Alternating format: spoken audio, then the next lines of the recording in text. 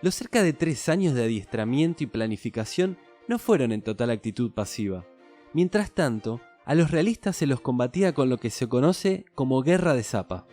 Esta guerra tenía un componente altamente psicológico. Con ayuda de los emigrados chilenos, San Martín había tendido una red de espionaje y propaganda muy grande. Del otro lado de la cordillera no sabían realmente qué estaba pasando. El ejército de los Andes por momentos fingía retirarse del Cuyo para traerlos, y en otros parecía estar en camino a Chile, en una gran columna, o tal vez por varios pasos, no se sabía. El desgaste era terrible. Por otro lado, la guerrilla chilena fue una pesadilla que dispersaba a los realistas del otro lado y sublevaba a la población. El gobernador Marcó del Pont, en posesión de Chile, decía: «Mis planes están reducidos a continuos movimientos y variaciones según las ocurrencias y noticias del enemigo, cuyo jefe Mendoza es astuto para observar mi situación, teniendo innumerables comunicaciones y espías infiltrados». Como parte de esta guerra de apariencias, San Martín envía a su armero José Álvarez Condarco, con la excusa de entregarle a Marcó del Pont un acto oficial de la independencia. Él sabía que era una provocación y que iba a ser rechazada. En realidad, lo enviaba porque Condarco tenía una memoria privilegiada. Así podía mapear el paso llamado Los Patos en su camino a través de la cordillera. También confiaba en que él iba a ser devuelto por la ruta más corta, y así es como también mapea el paso de Uspallata. En una sola acción, hicieron el reconocimiento de los 2 pasos principales. La estrategia definitiva consistía en el cruce a través de 6 pasos, a lo largo de alrededor de 1000 kilómetros. En los 2 centrales se concentraba el grueso de la expedición. Los 4 pasos en los flancos estaban formados por divisiones más pequeñas con diferentes objetivos, pero que en combinación hacían dividir al enemigo sin saber dónde y cuándo llegaría el ataque principal. La expedición estaba formada por alrededor de 5.200 hombres, 10.000 mulas de carga, 1.600 caballos de pelea, 600 reses para alimentarse de ellas en la travesía, además de todas las provisiones y varias piezas de artillería. La empresa era aterradora. San Martín decía: «Lo que no me deja dormir es no la oposición que pueda hacerme los enemigos, sino el atravesar estos inmensos montes». Un 17 de enero de 1817 empezaba la marcha. El general le comunicaba a su amigo Tomás Guido que las medidas estaban tomadas para ocultar al enemigo el punto de ataque. Si conseguían poner pie en el llano, la cosa estaba asegurada.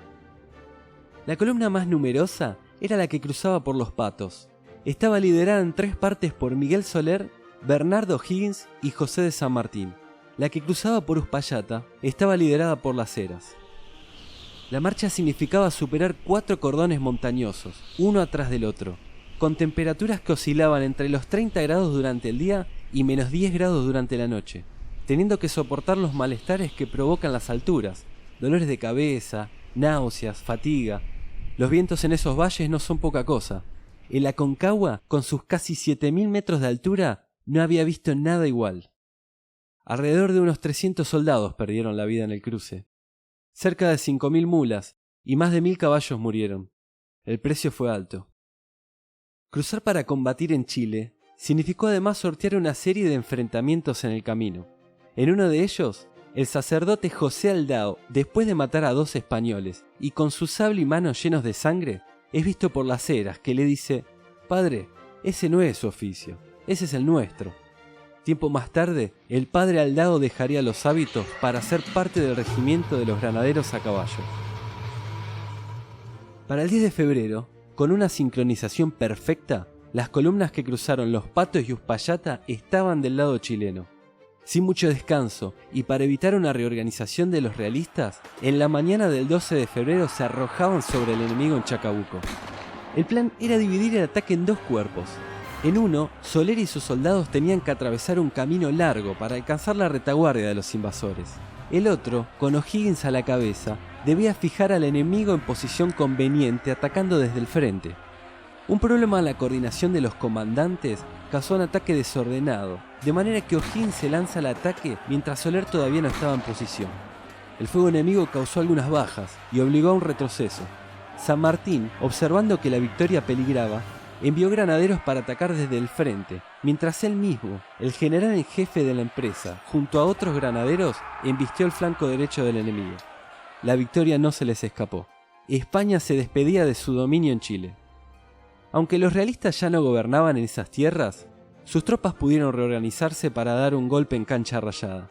Sin embargo, el 5 de abril de 1818, en la espectacular batalla de Maipú, el invasor fue desterrado definitivamente.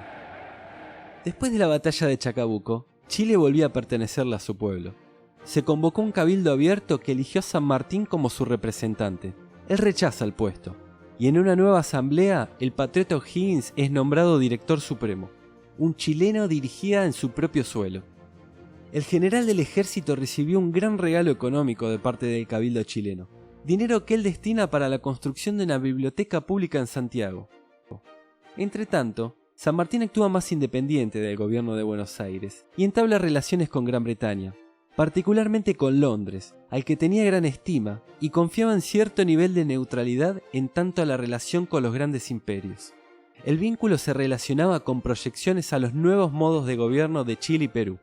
Él sí estaba dispuesto a aceptar una monarquía independiente, pero no a virreyes, y una vez que los pueblos estuvieran listos, ellos llevarían adelante el modo de gobierno que crean más conveniente, a excepción de cualquier vínculo con los Borbones. Estas relaciones principalmente suponían evitar un conflicto armado con Perú si Gran Bretaña intervenía entre los independentistas y España. Sin embargo, no recibió respuesta a sus propuestas. Por otro lado, también entabló conversaciones con el virrey de Perú, Pezuela, pero la negativa fue contundente.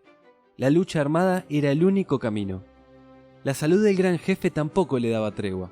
Siendo honestos, él no le daba tregua a su salud.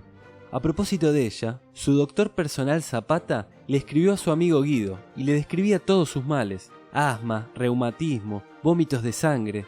También le insinuaba el fin de su vida si no se tomaban cartas en el asunto. Le decía: empeñe toda su amistad para que este hombre, todo del público, se acuerde alguna vez de sí mismo.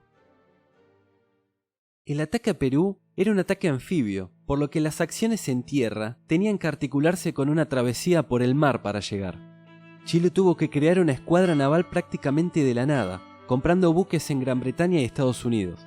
También contrató oficiales, entre ellos quien era uno de los oficiales navales más celebrados de Gran Bretaña, Thomas Cochrane, que se convirtió en su almirante.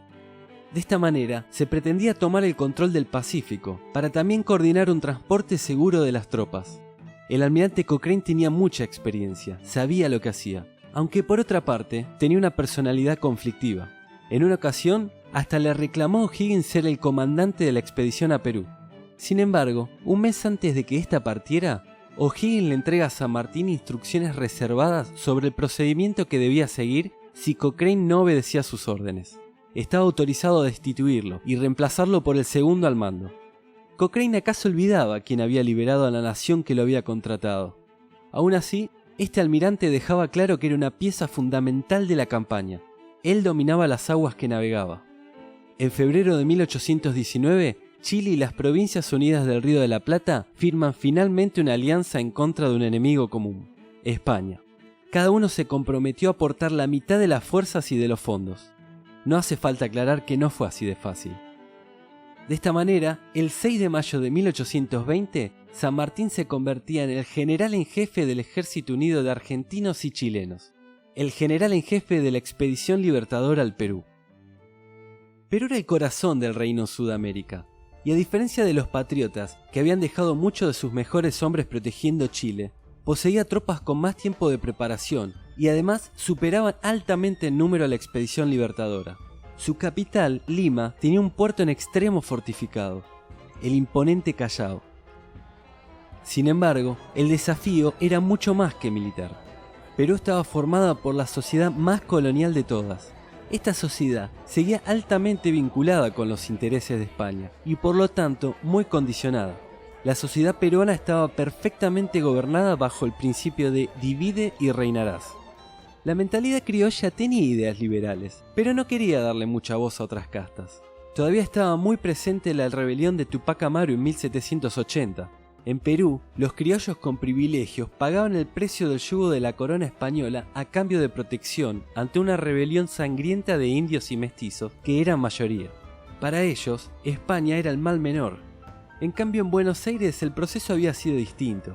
Con motivo de las invasiones inglesas, y con una España demasiado preocupada por sus propios problemas como para proteger a su colonia, germinó una clase criolla que podía protegerse a sí misma, y así darse el lujo de soñar una emancipación sin entrar en anarquía. O eso creyeron.